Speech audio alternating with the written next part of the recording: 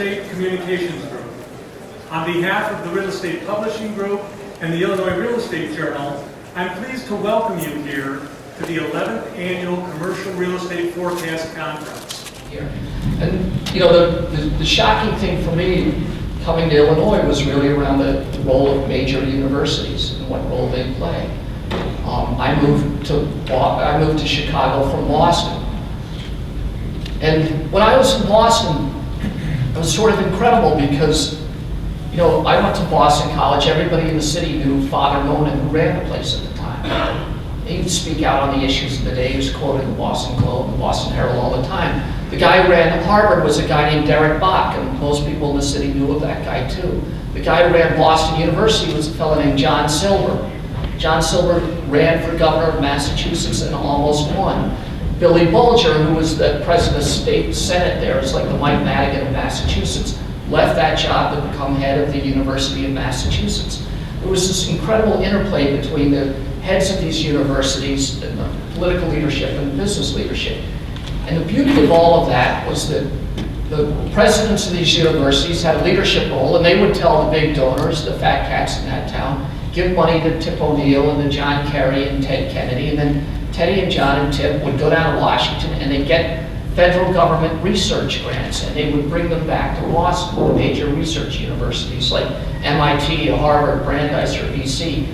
That basic research would slough off applied research. The trustees and others would invest in that. They'd start little companies who would employ people who would pay local taxes, that would fund local schools, that would educate a whole new generation ready to reinvent that economy again and again. There's this incredible divorce between the research institutions and the rest of the economy, and the fact is, MIT graduates alone have started 25,000 companies.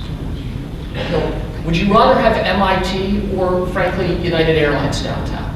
I mean, that's the choice, and it's much better to have a perpetual job creation machine in these great research institutions. Well, clearly we do not have that alignment here that you described in Boston between the academic institutions and the business community.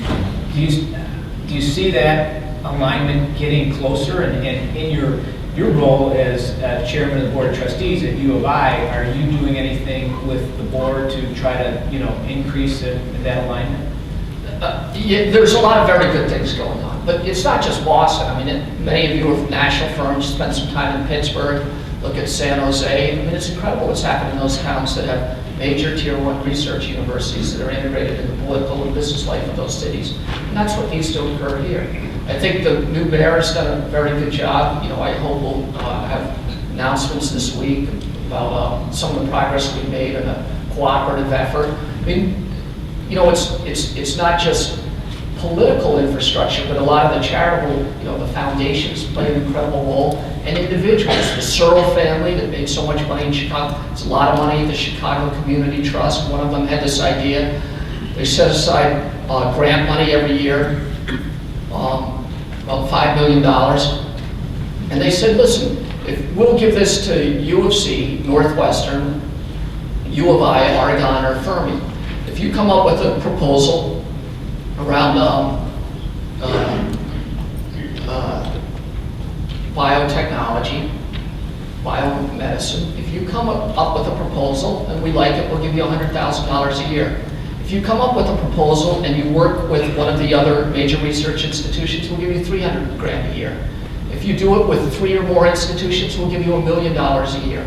And they forced those organizations to cooperate. And today, the heads of research at Fermi, Oregon, U of C, UIC, and Northwestern would meet once a quarter to discuss the, you know, basically the supply of federal government research grants, and they whack that up amongst the different groups to make sure that we're cooperating together to go after those dollars.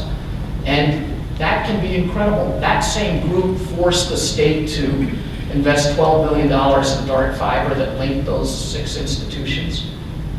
You know, within 5 years, 10 years of that creation, that $12 million fund by the state, you know, $250 million, $250 million of research grants flowed into Illinois. And, you know, that's a great model. We're in a great place because You know, Mayor Emanuel can control the outcome of a half a dozen, you know, congressional elections and can influence the 2 senatorial elections. He can play a great role, the governor can play a great role forcing our legislatures to go to Washington and bring home those grants. We rank 46th out of 50 states in terms of what we send to Washington in taxes and what we get back in revenue. 46 out of 50 states.